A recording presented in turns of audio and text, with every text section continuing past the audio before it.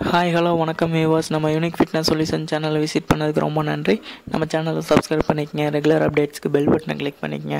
இந்த வீடியோ பிடிச்சிருந்தா லைக் பண்ணுங்கள், ஷேர் பண்ணுங்கள், கமெண்ட் பண்ணுங்கள். தேங்க்யூ. வணக்கம் வியூவர்ஸ். நம்ம இன்றைக்கி என்ன பார்க்க போகிறோம் அப்படின்னா பெனிஃபிட்ஸ் ஆஃப் வாட்டர். தண்ணீர்னால நமக்கு என்னென்ன நன்மைகள் அப்படிங்கிறத பற்றி தான் பார்க்க போகிறோம். தண்ணீர் அப்படிங்கிறது பார்த்திங்கன்னா இந்த உலகத்தில் 70-75% வந்து தண்ணீரால் தான் நிரம்பியிருக்கு. நம்ம உடலும் பார்த்திங்கன்னா 70-75% தண்ணீரால் தான் நிரம்பியிருக்கு. இந்த உலகம் முழுக்க இருக்க தண்ணீர் அப்படிங்கிறது 3 வகையாக இருக்குது. ஒன்று வந்து திடநிலை, திரவநிலை, வாயு நிலை.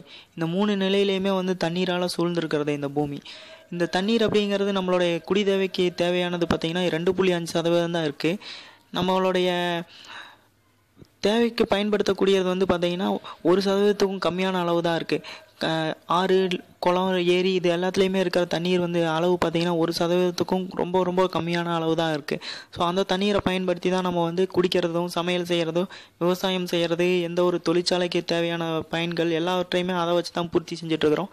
தற்போதைய காலகட்டத்தில் அதுக்குமே வந்து தண்ணீர் வந்து பற்றாக்குறையாக இருக்குது. ஸோ அதுக்கு நம்ம என்ன பண்ணணும் அப்படின்னா தண்ணீரை வந்து நம்ம சேகரிக்கணும். தண்ணீரை சரியான அளவில் பயன்படுத்துறது ரொம்ப ரொம்ப அவசியம். தண்ணீர் அப்படிங்கிறது இப்போ காலகட்டத்தில் வந்து பார்த்திங்கன்னா 20-30 கோடி மக்களுக்கு வந்து தண்ணீருங்கிற அளவு வந்து ரொம்ப ரொம்ப கம்மியான அளவு தான் கிடைக்குது. அது மட்டும் இல்லாமல் 50-100 கோடி மக்கள் வந்து ஒரு சுத்திகரிக்கப்படாத, தூய்மை இல்லாத, ஒரு மாசு படிஞ்ச ஒரு தண்ணீரை தான் வந்து பயன்படுத்திட்டு வராங்க. அந்தளவுக்கு வந்து தண்ணீர்னால் வந்து ரொம்பவே வந்து பாதிப்பு நமக்கு ஏற்பட்டுருக்கு. 2025 2030 பார்த்தீங்கன்னா 50%க்கும் அதிகமான மக்கள் வந்து தண்ணீர் பிரச்சனையால் பாதிக்கப்படுவாங்க. அந்தளவுக்கு வந்து தண்ணீர் வந்து பற்றாக்குறையாக இருக்குது. நம்ம அதுக்காக நம்ம என்ன பண்ணணும் அப்படின்னா தண்ணீரை வந்து சேகரிக்கணும். தண்ணீரை வந்து சேகரிக்கணும் அப்படின்னா நம்ம சரியான அளவில் நிலத்தடி நீரை வந்து சேகரிக்கணும். மரங்கள் அதிகமாக வளர்க்கணும். இதனால் நம்ம இதை பண்ணாலே போதும், நம்மளுடைய தண்ணீரின் அளவு வந்து அதிகரிக்கும். அது எப்படி அப்படின்னா கடலில் இருக்கிற நீர் நம்மளுடைய மரத்தில், நம்ம உடலில் இதெல்லாமே வந்து நம்ம எல்லாமே வந்து டெம்பரேச்சர் மூலமாக நம்மளோட வெப்பத்தினால என்ன ஆகுதுன்னா ஆவியாகுது. இந்த ஆவியாகிற நீர் எல்லாமே வந்து பார்த்திங்கன்னா மேலே மேகமாக ஒன்று திரண்டு மலைகளில் போய் மோதி அதன் மூலமாக தண்ணீரை உருவாக்கி டேம்களுக்கு கொண்டு வருது. அந்த டேமில் சேகரிக்கப்பட்ட தண்ணீர் தான் ஆறுகள் மூலமாக வந்து நம்ம வீட்டுக்கு வந்து நமக்கு பயன்படுது. ஸோ இதனால் நம்ம என்ன பண்ணணும் அப்படின்னா மரங்களை வளர்த்தாலே போதும், அதிகமான அளவில் வந்து தண்ணீரை வேப்பராக்குச்சுன்னா நமக்கு வந்து நிறைய அளவில் குடிக்கிற தண்ணீர் கிடைக்கும். நம்ம உடலில் வந்து பார்த்திங்கன்னா 70% தண்ணீர் இருக்குது அப்படின்னு சொல்லியிருந்தோம். நமக்கு ரொம்ப ரொம்ப முக்கியமான தேவை வந்து தண்ணீர். உணவு இல்லாமல் கூட நம்மளால் வாழ்ந்துட முடியும். ஆனால் தண்ணீர் இல்லாமல் ஓரிரு நாள் கூட நம்மளால் உயிர் வாழ முடியாது. அந்தளவுக்கு வந்து தண்ணீருங்கிறது வந்து ரொம்ப அத்தியாவசியமான ஒரு பொருள். தண்ணீர் அப்படிங்கிறது பார்த்திங்கன்னா 2% நம்ம உடம்புல 70% தண்ணீர் இருக்குது. அதில் ஒரு 2% தண்ணீர் வந்து கம்மியாச்சுன்னா கூட நம்மளால் வந்து சரியான அளவில் வந்து செயல்பட முடியாது. அந்தளவுக்கு வந்து தண்ணீர் வந்து ரொம்ப முக்கியம். எதனால் வந்து நம்ம உடலில் தண்ணீர் வந்து வற்றுது அப்படின்னா நம்ம ஒரு வேலை செய்யும்போது நம்ம உடல் வந்து அதிக அளவில் டெம்பரேச்சரை ரைஸ் பண்ணுது. வெப்பம் வந்து அதிகமாகும் போது அந்த வெப்பத்தை தணிக்கிறக்கும், வெப்பத்தை நார்மலான அளவில் வைக்கிறக்கும் தண்ணீரை பயன்படுத்துது. அந்த தண்ணீரை பயன்படுத்தி நம்மளுடைய பாடியோடைய வெப்பத்தை வந்து சரியான அளவில் மெயின்டைன் பண்ணுது. அதனால வந்து நம்மளுடைய தண்ணீரின் அளவு வந்து உடலில் வந்து கம்மியாகிக்கிட்டே வரும். அந்த தேவையை வந்து நம்ம தண்ணீரை கொடுத்து நம்ம சரிப்படுத்திக்கிட்டே வந்தோம்னா நம்மளால் சரியான அளவில் இயங்க முடியும். இல்லைன்னா நம்மளுடைய மசில்ஸும் ஜாயின்ஸும் வந்து சரியாக வேலை செய்யாது. நம்மளால் ஓட முடியாது, ஒடியாற முடியாது, நடக்க முடியாது. இந்த மாதிரியான பிரச்சனைகள் வரும்.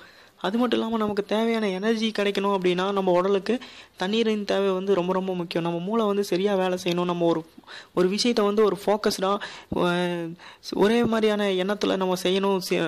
நம்ம எண்ணம் சிதறக்கூடாது அப்படின்னா நமக்கு தண்ணீரின் தேவை ரொம்ப ரொம்ப அவசியமானது.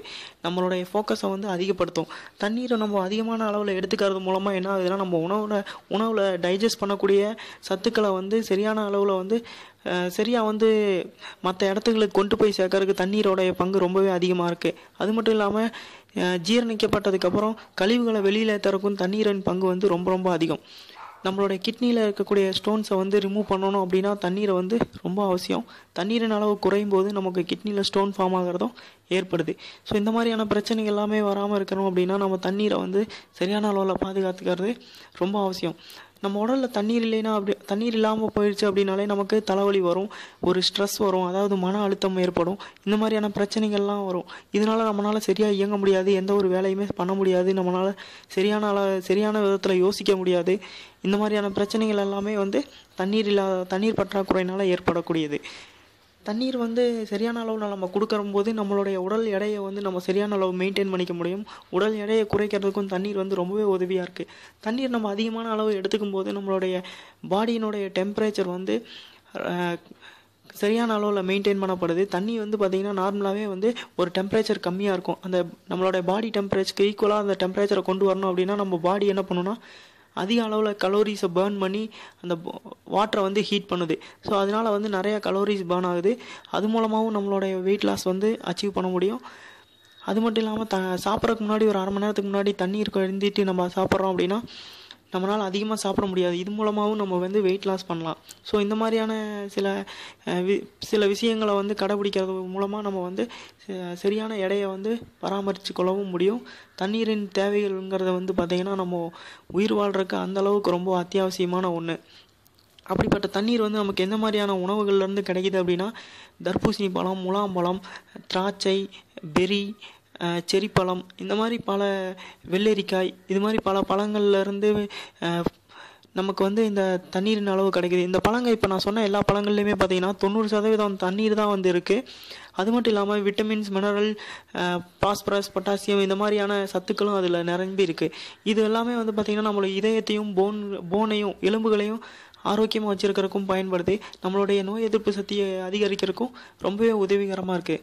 பழங்கள் மட்டும் இல்லாமல் நமக்கு சில வெஜிடபிள்ஸ், காய்களுமே ரொம்பவே உதவியாக இருக்குது. அது என்னென்னா சுரக்காய், முட்டைக்கோசு, காலிஃப்ளவர், இந்த மாதிரியான பல காய்கறிகளும் பார்த்திங்கன்னா நமக்கு வந்து தண்ணீரின் அளவு வந்து 90% அதிகமாக இருக்குது.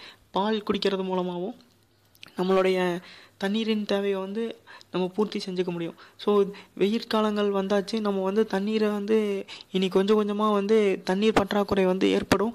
தண்ணீரின் அளவு வந்து ரொம்ப கம்மியாக தான் நமக்கு கிடைக்கும். இந்த மாதிரியான பிரச்சனைகள் இருக்கும்போது இந்த மாதிரி உணவுகள் உண்றதுனால வந்து நம்மளுடைய தண்ணீரின் தேவைகளை வந்து பூர்த்தி செஞ்சுக்கலாம்.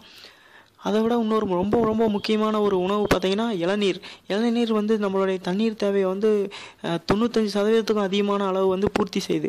ஏன்னா அதில் வந்து அதிக அளவில் தண்ணீர் இருக்குது. அந்த தண்ணீரில் வந்து பார்த்திங்கன்னா எலக்ட்ரோலைட் அப்படிங்கக்கூடிய ஒரு பொருள் இருக்குது. அந்த பொருள் வந்து நமக்கு அதிகமான எனர்ஜி கொடுக்கறதுக்கு வந்து உதவி பண்ணுது. அதிக எனர்ஜி கிடைக்குது. ஸோ அந்த மாதிரியான பொருட்களை வந்து நம்ம எடுத்துக்கிறது வந்து ரொம்ப ரொம்ப அவசியமானது. இந்த மாதிரியான வெயில் காலங்களில் நம்மளுடைய உடலின் வெப்பம் வந்து அதிகமாகும் போது நம்மளுடைய பாடியிலேருந்து அதிகமான தண்ணீர் வந்து வெளியேறும். எதுக்காக அப்படின்னா அந்த டெம்பரேச்சரை வந்து கண்ட்ரோல் பண்ணுறக்காக. அப்போ நம்மளுடைய பாடியிலுடைய தண்ணீரின் அளவு வந்து கம்மியாகிக்கிட்டே இருக்கும். அப்போ நம்ம இந்த மாதிரியான உணவு சாப்பிட்றது மூலமாகவும் தண்ணீர் அதிகமாக குடிக்கிறது மூலமாகவும் நம்மளுடைய தண்ணீரின் அளவு வந்து குறையாமல் பார்த்துக்கலாம். சராசரியாக ஒரு மனிதன் பார்த்திங்கன்னா 1.5லேருந்து 3% அளவு தண்ணீரை வந்து இழக்கிறாங்க. எதுக்காக அப்படின்னா நம்மளுடைய பாடியோடைய டெம்பரேச்சரை வந்து மெயின்டைன் பண்ணுறதுக்காக. இந்த ஒரு ஸ்போர்ட்ஸில் இருக்கிறவங்க, நல்லா ஹெவியாக ஒர்க் பண்ணுறவங்க, ஃபிட்னஸ் எக்ஸசைஸ் பண்ணுறவங்க, இந்த மாதிரியான ஆட்களுக்கு பார்த்திங்கன்னா அதிகமான டீஹைட்ரேட் ஆகும். அதாவது தண்ணீர் இழப்பு அதிகமாக இருக்கும் நம்ம உடலில். அந்த மாதிரி இருக்கிறவங்க வந்து இந்த மாதிரியான உணவுகளை பயன்படுத்துறது மூலமாகவும் தண்ணீரை அதிகமாக குடிக்கிறது மூலமாகவும் தண்ணீருடைய தேவையை வந்து சரியான விதத்தில் வந்து பயன்படுத்திக்க முடியும். தண்ணீருடைய அளவு வந்து சரியாக மெயின்டைன் பண்ணிக்க முடியும் நம்ம உடலில். இதெல்லாமே நம்மளுடைய மூளையையும் நம்மளுடைய ஜாயிண்ட்டையும் நம்மளுடைய எலும்பு சதைகள் எல்லாமே சரியான அளவில் வேலை செய்கிறதுக்கு வந்து ரொம்ப உதவிகரமாக இருக்கும். இந்த மாதிரியான விஷயங்கள் எல்லாமே உங்கள்கிட்ட சொல்லணுங்கிறது தான் நான் நினச்சிருந்தேன். தண்ணி வந்து அந்தளவுக்கு ரொம்ப ரொம்ப முக்கியமானது. இப்போ வெயில் காலம் வந்துருச்சு, தண்ணீரோட அளவு வந்து ரொம்ப கம்மியாக தான் கிடைக்கும். தண்ணீர் பற்றாக்குறை வந்து ஆரம்பித்தாச்சு. ஸோ நீங்கள் தேவையான அளவு தண்ணீரை அருந்துங்க. தண்ணீர் தேவையான அளவு குடிக்கிறது மட்டும் இல்லாமல் தண்ணீரை வேஸ்ட் பண்ணாதீங்க. தண்ணீர் வந்து நீங்கள் அளவாக பயன்படுத்தினீங்கன்னா மீதம் இருக்கிற தண்ணீர் இன்னொருத்தருக்கு பயன்படும். ஸோ அப்போது அடுத்தவங்களுக்கு பயன்படக்கூடிய அளவு வந்து தண்ணீரை வந்து நீங்கள் சேமிக்கிறது ரொம்ப ரொம்ப அவசியமான ஒன்று. ஸோ தண்ணீரை வீணாக்காமல் சரியான அளவு பயன்படுத்துங்க. தேங்க்யூ, நன்றி. வியூவர்ஸ், இந்த வீடியோ பிடிச்சிருந்தா எங்கள் சேனலோட லிங்க் கீழே கொடுத்துருக்கோம், கிளிக் பண்ணுங்கள். வீடியோஸ் எல்லாத்தையும் வாட்ச் பண்ணுங்கள், கமெண்ட் பண்ணுங்கள், லைக் பண்ணுங்கள், உங்கள் ஃப்ரெண்ட்ஸ் ஃபேமிலி எல்லாருக்கும் ஷேர் பண்ணுங்கள். மறக்காமல் சப்ஸ்கிரைப் பண்ணுங்கள், பெல் பட்டனையும் கிளிக் பண்ணுங்கள். தேங்க்யூ.